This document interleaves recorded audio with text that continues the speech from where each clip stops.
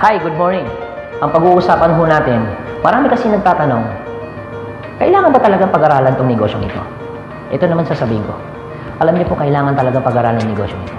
Dahil unang-una, paano magagawa yung negosyo kung hindi mo alam? Ang reason po kung bakit marami nagpipill in any business, kahit sa traditional, kahit sa trabaho, kahit sa network marketing, paras-paras din ang gagawin mo, kailangan mo aralin.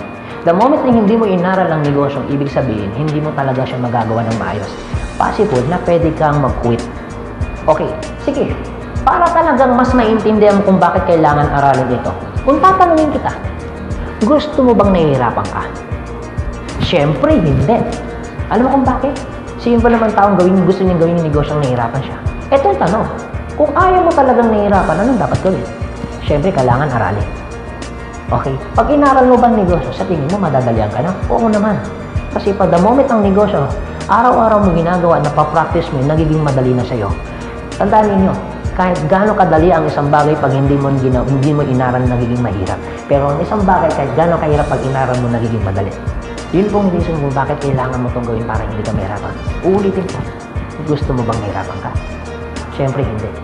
So anong dapat mo gawin? Aralin. So guys, maraming salamat po sa inyo. God bless and to God be the glory. Power.